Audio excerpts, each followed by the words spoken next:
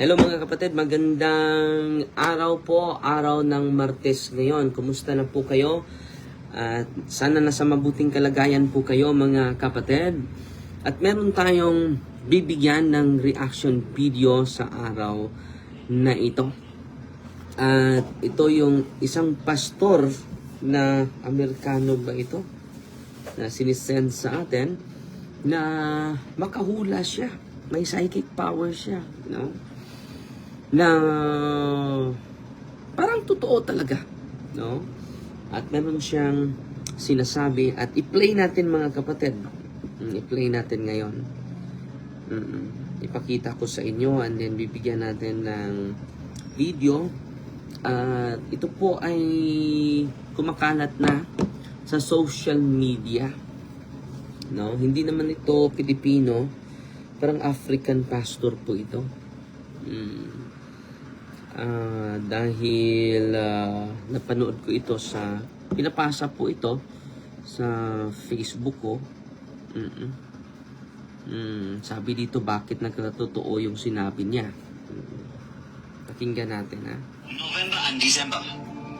Ending October, November and December. It's gonna be worst. I saw a typhoon that covered all the houses in the Philippines. All houses. I saw a typhoon that covered all houses in the Philippines. November and December.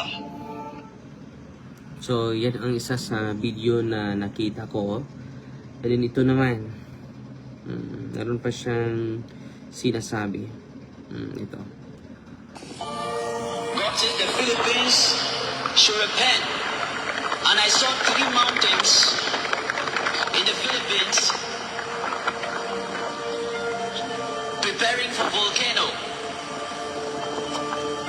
3 mountains in the Philippines preparing for volcano very soon. God says the Philippines should repent. So, meron daw volcano. Meron naman mga volcano sa atin, di ba? Ito pa rin. Ito pa yung sinasabi niya. Ipakita ko lang and then bibigyan natin ng reaction video. Itong pastor, parang African pastor, no?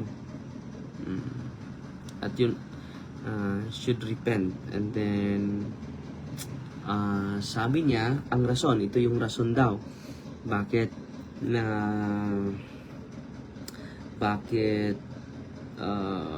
gumuho. November and December. Ito yung rason. Ending October, November and December. It's gonna be worst. And I saw your president crying. I saw your president crying. I saw a typhoon that covered all houses in the Philippines. All houses. I saw a typhoon that covered all houses in the Philippines. Houses were buried underwater. I said, God, why? God said,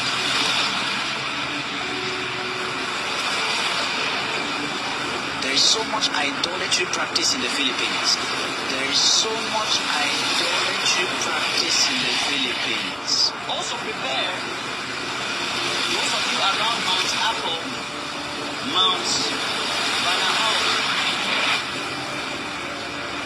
and some other mountains, prepare because I saw a shaking that caused the mountain ground to fall on houses. November and December.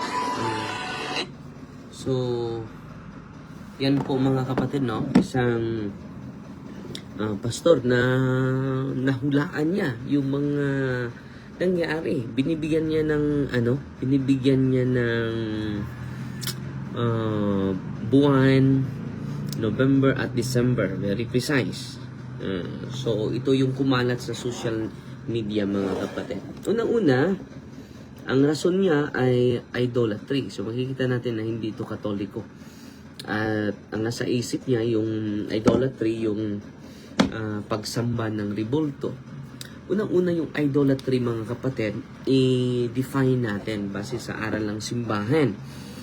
Dahil hindi po ito naintindihan ng karamihan. Lalo na sa ibang sekta.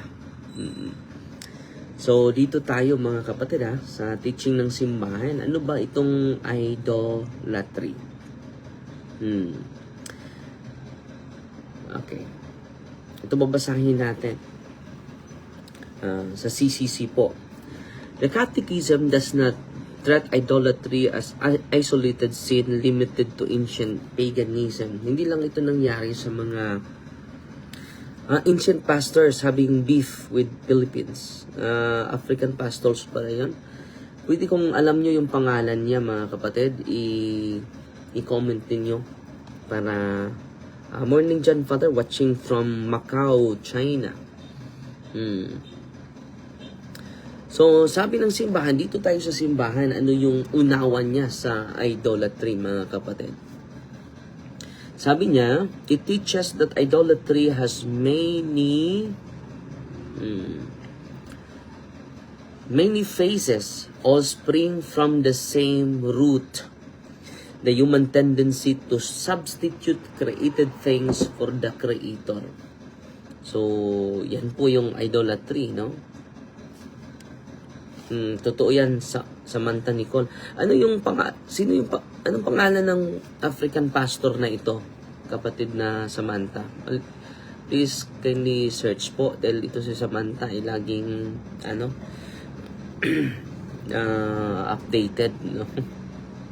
So ano yung same root, ano yung kahulugan ng idolatry? Unawain muna natin base sa aral ng simbahan.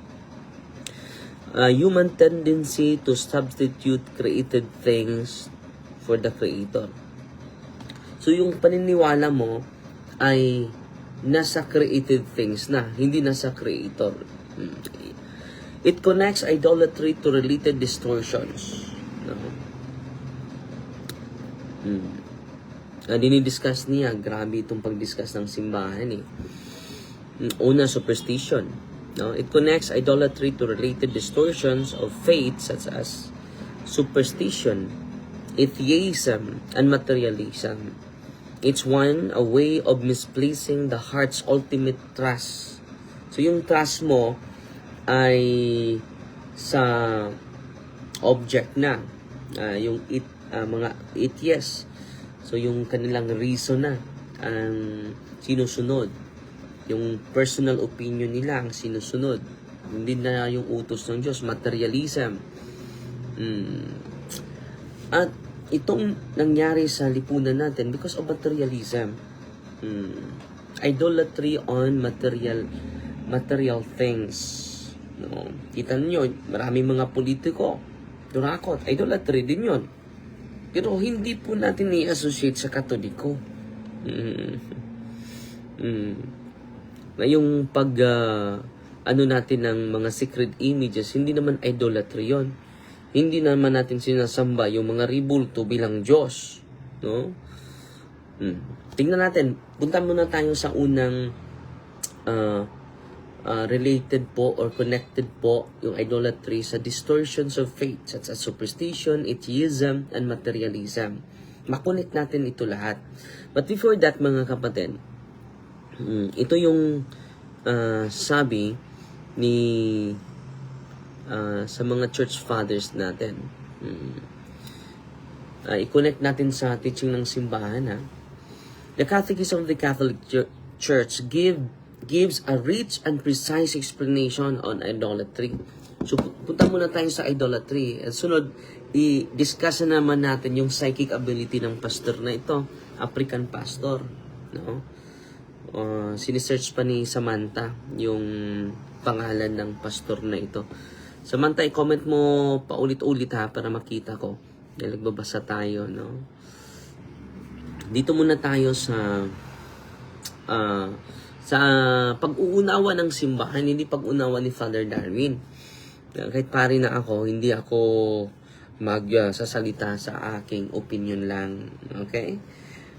So, 2 beses ating komentaryuhan itong African pastor, mga kapatid. He said, throw away. Sabi ni Anastasia Tampos. He said, throw away statues and images, praying for saints, objects. Some churches are for money. Yun sabi niya. No. Explain natin yan, mga kapatid. Sa isipan ng ating Santa Iglesia.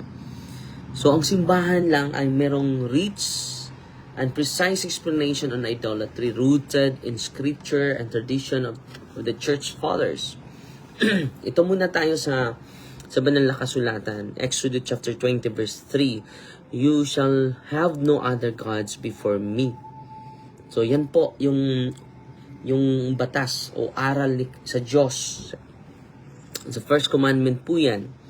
CCC 21:12. Ito ang sinabi niya. The first commandment condemns polytheism.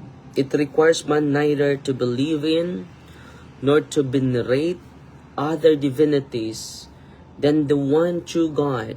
So dito mga kapatid, ang simbahan po begins by starting the idolatry directly contradicts the first commandment. The call to worship the one true God. So, ano yung idolatry mga kapatid? Against po ito sa unang sugo ng Diyos. Punta naman tayo sa CCD 21. What idolatry is? Para maunawaan natin.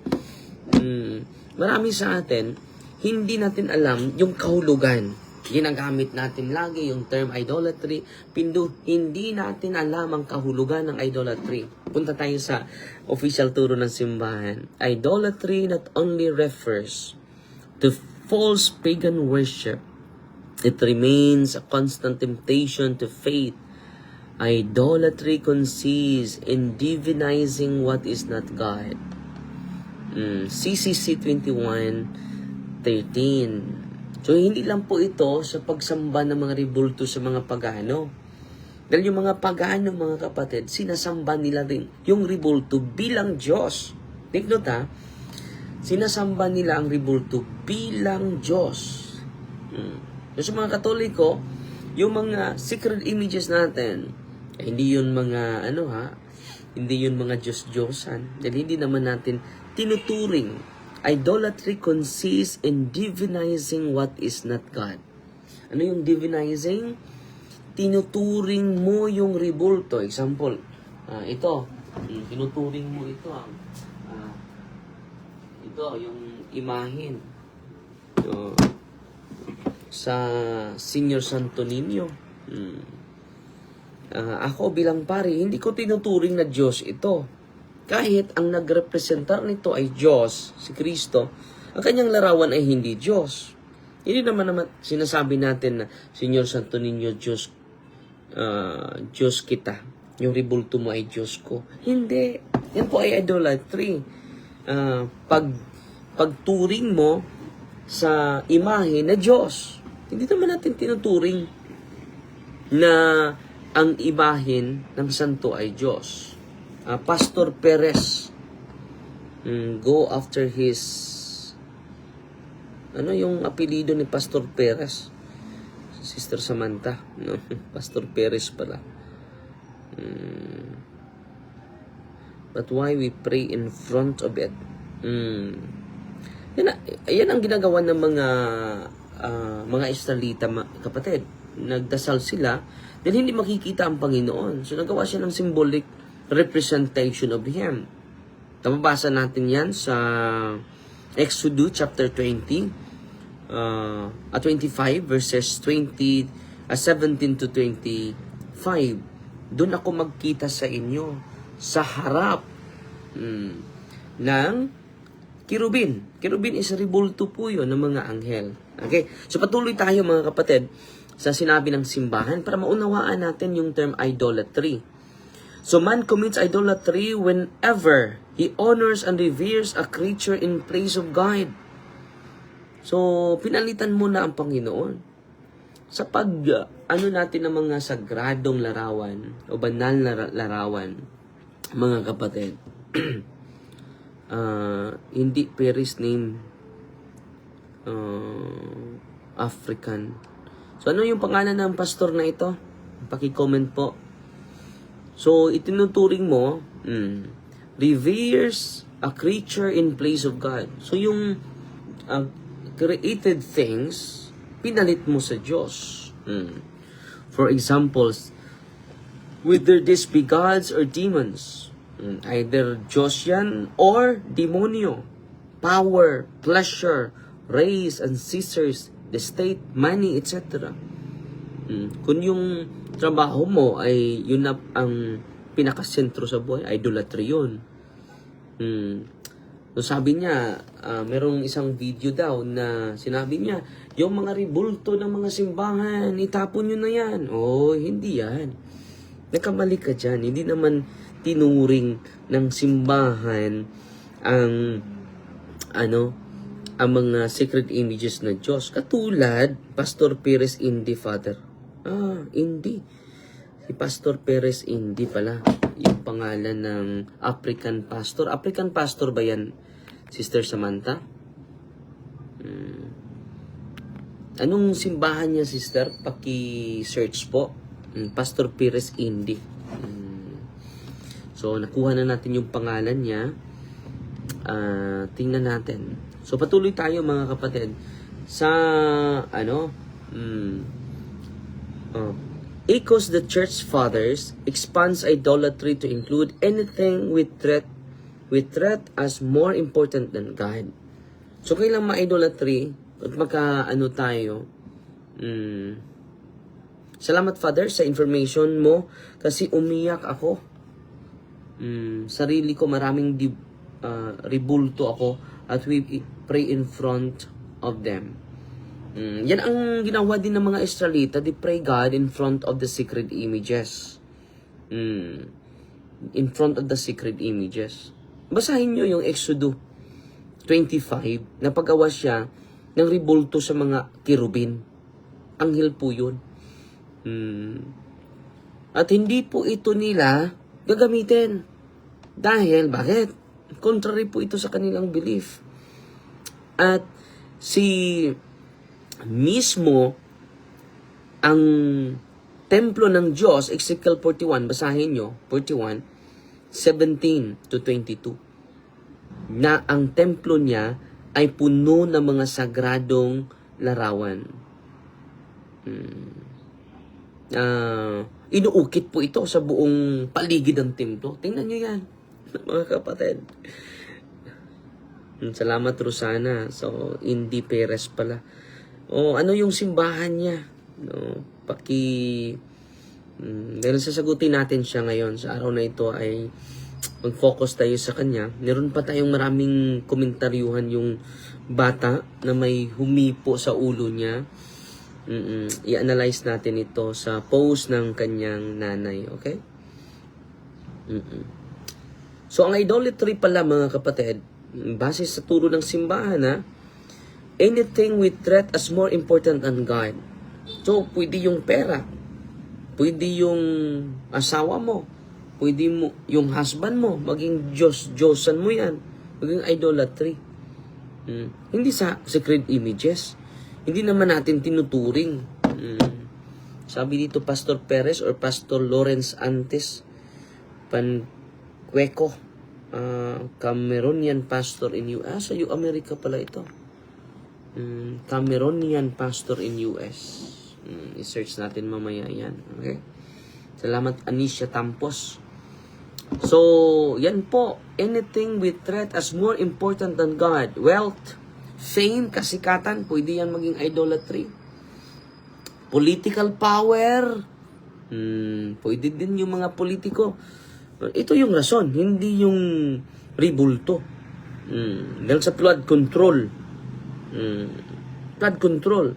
So, ano nangyari sa atin ngayon? Ito yung rason. Idolatry on power. Hindi idolatry of sacred images. Dahil wala namang Katoliko nag-worship sa mga sacred images as God. So, ano pa? Even one's own self or passions. Pwede din ma-Diyos-Diyosan yung sarili natin. Kung sinusunod natin yung sarili natin, selfish tayo, Diyos-Diyosan yun. Idolatry yun. Tanong ko sa iyo, kapatid, these practices, or this inclination only exists in the Philippines? It exists in the whole world. Yan ang hindi mo alam, kapatid. It's not limited to statues or images, but to the orientation of the heart. Yan po yung idolatry.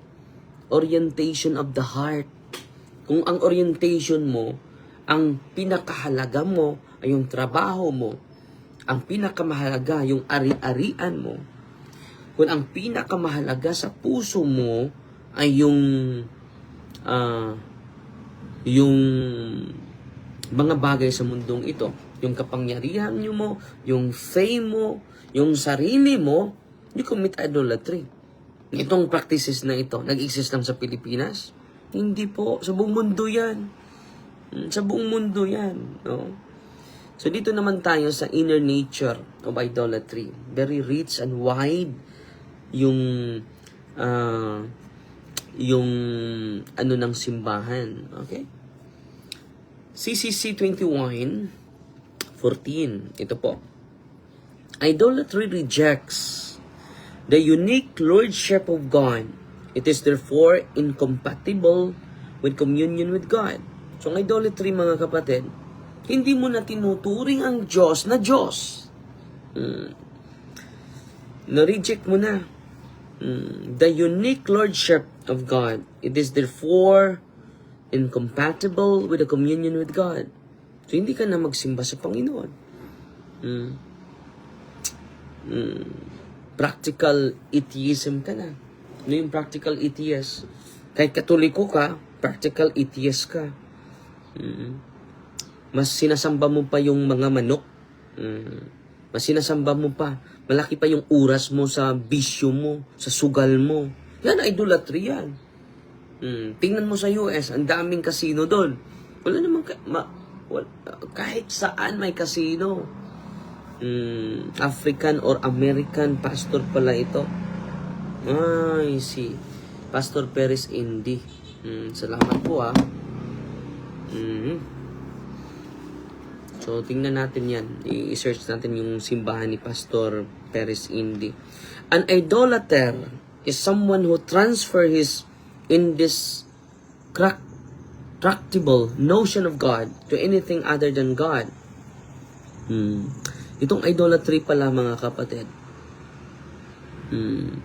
Itong idolatry pala, mga kapatid, is a spiritual disorder. When the human heart gives to a created things the devotion, trust, and love that belong only to the Creator. So it is a spiritual disorder, kapatid. Itong tinatawag na it is a spiritual disorder, itong idolatry. There is sa madami casino, father. Pati mga Pinoy dito malalasan. Yan ang idolatry yan. Yan ang idolatry. Isa yan sa kahulugan ng idolatry. It is a spiritual disorder. Pagpunta nga namin sa Amerika, mga kapatid, may naka-oxygen. Nag-asasino pa. Hindi totoo yun. Na ang Pilipinas lang ang nagkasala ng idolatry. At hindi din yan ma-associate mo sa simbahang Katoliko. Din walang Katoliko na tinuturing ang mga imahen na Diyos. Wala po. Hindi totoo yun. So, anong mangyari kung magpatuloy tayo sa idolatry? It is a spiritual disorder. It distorts human dignity because we were made in God's image and called to worship Him alone. So, it is a spiritual distortion. Pangalawa, ang spiritual distortion it distorts human dignity. Bakit? We are created in the image of God and we are called to worship Him alone. It can also be a political idolatry. Yes, yan ang nasabi ko, ate. No? Idolatry, political power, fame, pagsamba sa sarili, pleasure, state, money, materialism. Yan po. Yan ang inner nature ng idolatry, mga kapatid. Una, spiritual disorder, distorts. It distorts your dignity being created by God. At in a broader perspective, mga kapatid, ito ang sinasabi ng simbahan. Yung superstitious belief mo, yung lucky charm mo.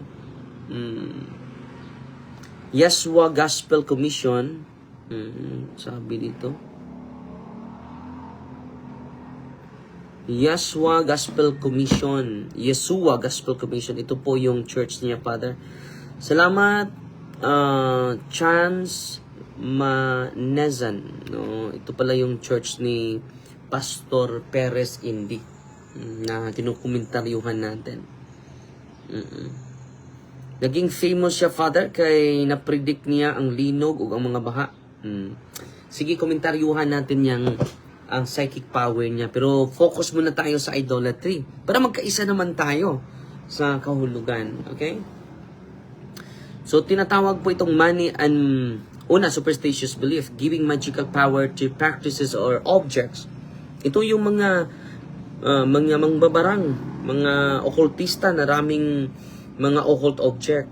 It is idolatry, kapatid. Hindi lang po ito nag-exist sa Pilipinas. Nag-exist po ito before Christ. Hindi mo ay isolate yung Pilipinas lang. Nandito ito sa Pilipinas. Pero, kapatid, ilagay mo sa puso't isipan mo, itong practice na ito, it exists in the whole world. Hindi pa pumaparito si Kristo, nandyan na po yan. CCC 21:11 po yan. Babasahin natin, ha. CCC. Bibigyan natin ng komentaryo. So siguro po, mag-focus tayo sa kanya para maunawaan nyo mabuti, mga kapatid, no?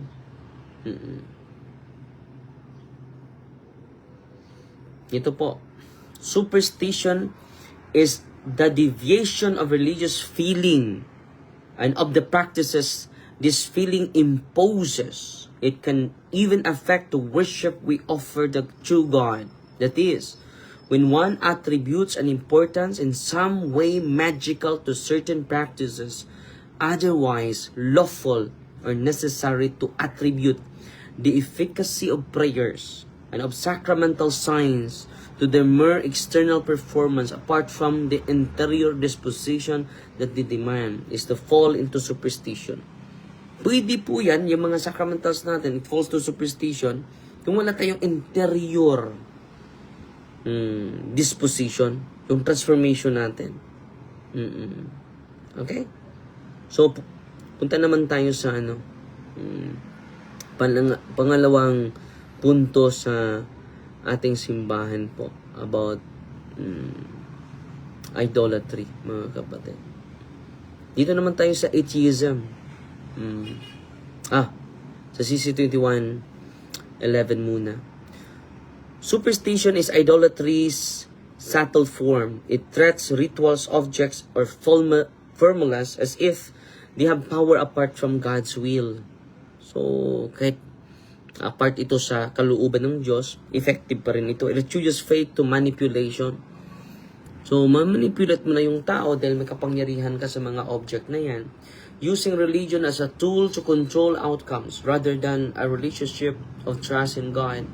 So, i-control mo na yung mga tao para ano yung sinasabi mo, susunod na sila. Manipulation po. Pero ang simbahan, it is not to manipulate someone, but to promote relationship centered on God. So yung trust natin centered on God.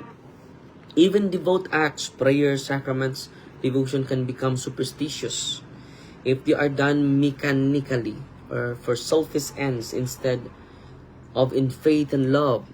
Wearing example medal, saying a prayer, or lighting a candle as if it guarantees success without interior conversion or trust in God's grace. So, kailangan may interior conversion, mga kapatid, sa paggamit natin ng mga sacramentals, ha? Hindi po yan sapat.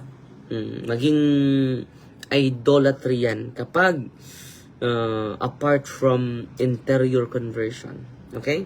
Dito naman tayo sa atheism and secularism. CCC 21:24. Atheism is often founded on false conception on human autonomy. Man exalting himself makes himself the end and miserable things. Yan po yung atheism and secularism. Ito po yung idolatry, mga kapatid. So, ulitin ko yung superstition ha. Pwede maging superstitious belief po ang mga sacred images kung lagi mong ginagamit ito without internal conversion. Kung meron kang devotion, parang hindi yan maging superstitious. Pwede yung mga sacred images ha. Pwede din mga sacramentals. At dapat maintindihan natin yan. Gumagamit tayo ng mga ganito, but there is an inner conversion. An increase of intimacy to God, an increase of a loving relationship to God, no? An increase of respect of one another, no? Lagi ka nagsamba, pero hindi mo na yung ugali mo. Superstition po yun. Hindi po yun faith. Okay? Punta na tayo sa atheism and secularism. So, ang sentro nito, human autonomy. Yung tao na ang last say, hindi na ang Diyos. Ano yung kahulugan sa CCC 21:24? Ito po, the Catechism links atheism to idolatry of the self. So yung Diyos mo, yung sarili mo na. When man replaces God with his own reason, power, and will, yun yung bahala. Ako yung bahala dyan. No? Idolatry yan. This is a modern form of idolatry, not bowing to status, but to human pride. It reflects in Genesis chapter 3 verse 5, you will be like gods. This is the ancient temptation. Hanggang ngayon ay nagpatuloy. You will be like gods. No, anong gusto ko? Wag niyo akong pigilan ha. Genesis 3:15. When man becomes his own reference point for truth, morality, and meaning, he no longer worships God, but his own autonomy. Marami ito nangyari ito sa buong buong bansa ha. Hindi lang sa buong Pilipinas, buong mundo po, Pastor Perez. It happens all throughout the globe. It is not only happening here in the Philippines. No. When man becomes his own reference, no, this manifests in ideologies that rejects transcendence and threat progress, science, and the state as ultimate ends. Yan ang sinabi ni Pope Benedict XVI, called the dictatorship of relativism. Tinatawag yung dictatorship of relativism. Ang ganda ng sinasabi ni Pope Benedict XVI. Dictatorship of relativism. Yung relativism sa kultura ng kultura ng taga-Bohol, no? Ija aho siya. Dictatorship of relativism. Atin itong elaborate din yung dictatorship of relativism. Ang ganda ng pagkasabi niyan. Dito po ito sa Mass before the conclave that he elected. Ito yung sinasabi ni Pope Benedict. Sabi niya, we are building a dictatorship of relativism that does not recognize anything as definitive and whose ultimate goal consists solely of one's own ego and desires. So, ano ba itong relativism, mga kapatid? Ano ba itong relativism, mga kapatid? Is the belief that there is no absolute truth. Only what individuals or cultures decide is true for themselves. Ito yung tunay sa amin. Moral relativism, there are no universal standards or right and wrong. What's true for you may not be true for me. Saint Pope Benedict, as the root of spiritual crisis in the modern world, dictatorship of relativism. Ang ganda ng sinabi niya. Ha? Grabe itong relativism. Ito yung metaphorically point ni Pope Benedict. Relativism imposes itself subtly, not by weapons, but by social pleasure. It silences people who believe in objective truth. Example, wala na tayong universal truth, wala na tayong objective truth. Pwede ba yan? Hindi pwede yun. Example, kung anong tama sa'yo, yung tama din sa'yo. Yung tama mo ay tama mo din. May tama na tayo dyan. No? Delikado po yan. Delikado po yan. Example bibigyan ko kayo ng example. 1 plus 1. 2 yung answer, objectively. Pwede ba yung sasabihin mo, para sa akin, 11 yun. Pwede ba yun? So itong dictatorship of relativism, sabi ni Pope John Paul, Benedict, it is a crisis. Crisis of, root of spiritual crisis. Ito na po yung nangyari sa atin, mga kapatid. Patuloy tayo. When nothing is true, power becomes the only measure of right and wrong. So, yung mga makapangyarihan lang, yung gusto nila ang manaig. Dictatorship of relativism. Dictatorship. Ang ganda ng sinabi ni Cardinal Ratzinger, Pope Benedict XVI on relativism. In other words, when nothing is true, power becomes the only measure. Kung makapangyarihan ka, yun ang katotohanan. Anong sinasabi mo, totoo na yun. Wala nang makapag-ribat sa'yo. Having a clear faith according to the creed of the church is often labeled as fundamentalism. Meanwhile, relativism, that is letting oneself be tossed here and there by every wind of doctrine, appears as the only attitude acceptable to today's standard. Grabe, no? So, the antidote of this against relativism, Pope Benedict XVI proposed faith in Jesus Christ as the only solid foundation of truth and love. We have a different goal, the Son of God, the true man. He is the measure of true humanism. So, yun ang measure po, ang true na pagkatao kay Kristo lang.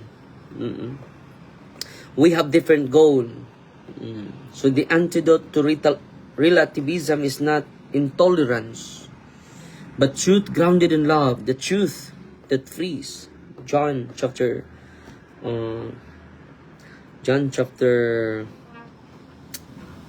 8 verse 32.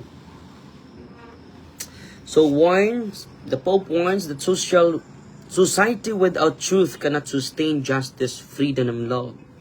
When truth is relative, morality becomes negotiable. Yung morality, mga kapatid, pag-usapan na lang natin.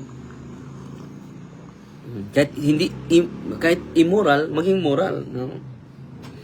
And whoever controls power or opinion decides what is true. This leads, in his words, to a dictatorship of shifting values when the conscience and faith are suppressed. Ganda ng sinabi ni So yan po ang sabi ni Pope Benedict sa dictatorship of relativism. So panghuli po na idolatry, una superstition, pangalawa is atheism and secularism. Tinatawag ni Pope Benedict na dictatorship of relativism. Okay.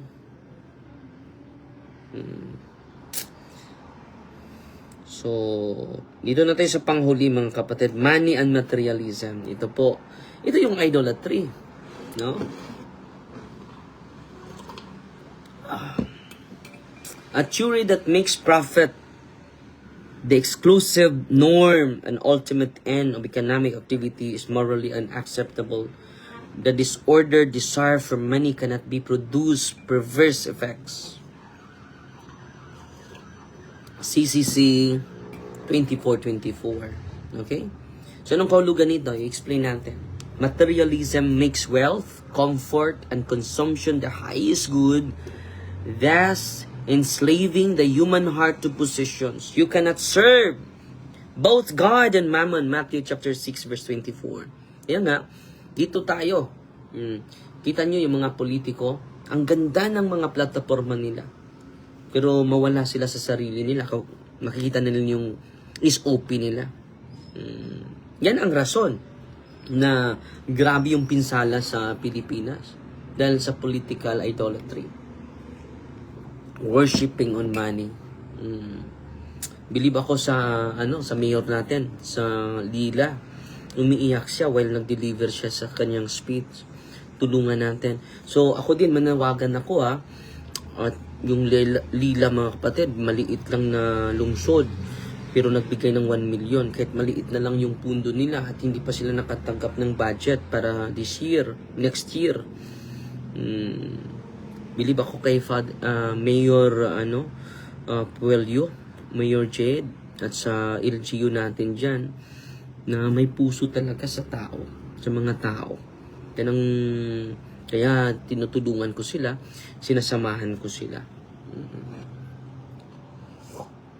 You cannot serve both God and mammon. Yan ang idolatry, pagsamban ng pera. The Catechism emphasizes that when money and power become our masters, they take the place of God and distort our dignity and relationship. So, puro lang pera. At dahil doon, we worship the God called money. Tinatawag yung mammon. This is idolatry of having rather than the freedom of being. No? Having. Kuha, akin to. Kahit hindi mo yan lupa yan sa kapatid mo, kinuha mo pa rin. Nagpatayan kayo dahil sa lupa. Yan po, idolatry. So ngayon, dahil sinasabi na natin yung kahulugan ng idolatry, with your respect ni Pastor Perez, very shallow lang yung kanyang understanding sa idolatry. So ano yung solution dito? So ang simbahan po sa CCT 2135, the positive call, worship of the true God. Ang dapat simbahin natin ang totoong Panginoon lang.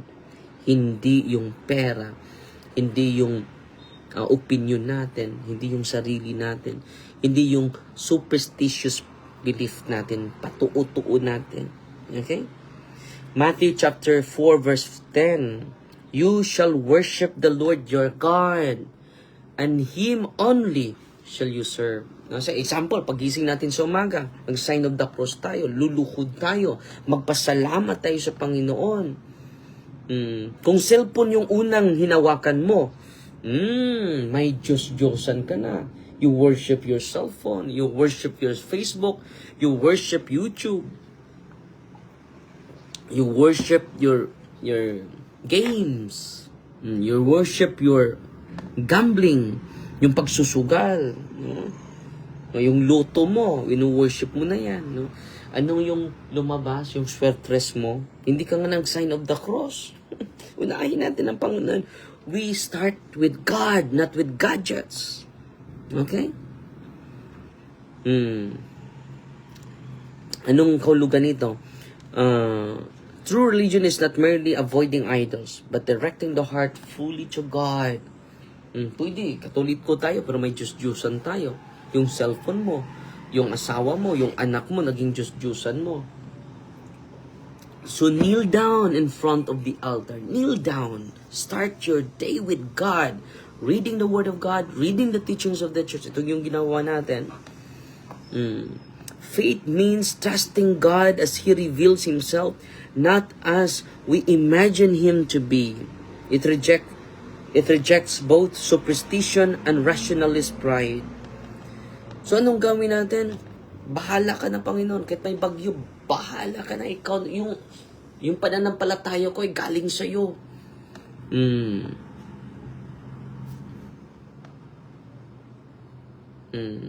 Jipoy, yung pagising ko, Father, no? We worship idols, ha? Faith fixes the heart on God's truth. Yung pananampalataya natin, fix only on God, not on us.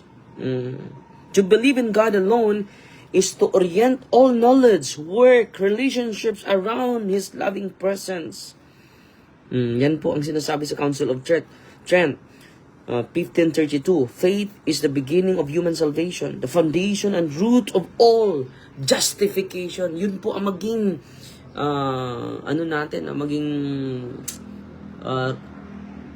maging matuwid tayo. Hindi political ideology. Yung faith natin sa Panginoon. Yung plano mo, isurrender mo sa Panginoon. Ito yung plano ko, Lord. I-bless mo itong plano ko. Ang ganda ng plano ko. Ako talaga yung the best. Matalino talaga ako. Dahil sa akin, na-realize ito. Dahil yan sa akin. It is a worshiping of the self. I-present mo sa Panginoon. To God's be all the glory. Hindi sa'yo. Hindi yung pangalan mo. Pangalan ni Kristo mag-glorify, hindi ikaw. Okay? So, ang Panginoon talaga yung sentro, hindi tayo. Okay? Sabi ni Saint Augustine, sa confession, our hearts are restless until it rests in you, O Lord.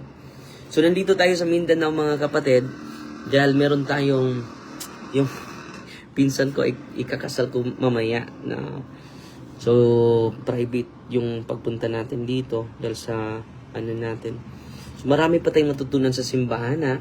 Yan po yung komentaryo natin, yan po yung, broad commentary natin sa ni Pastor Perez Indi, isang Yeswa Church Communion. So maliligo muna ako, ha.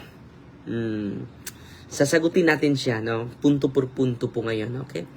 At yung mga hula niya, dahil yung reason niya idolatry. Ito yung kahulugan sa idolatry, mga kapatid. Okay? The name Father, the Son, the Holy Spirit, Amen.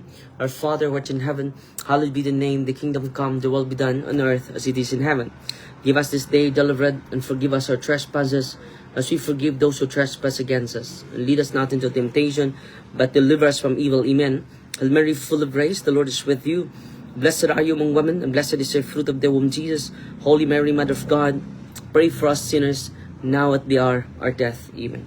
In the name of the Father, and of the Son, and of the Holy Spirit. Amen. Fighting Maria, that accepts thee with a humble heart. God bless po. Magdasal po lagi ng rosaryo, ha. At yung pagdadasal natin, it should be having connected to our interior disposition po. May pagbabago po. Kung magro-rosaryo tayo without changing our attitude, superstition po yan. Okay, God bless. Idolatry po yan.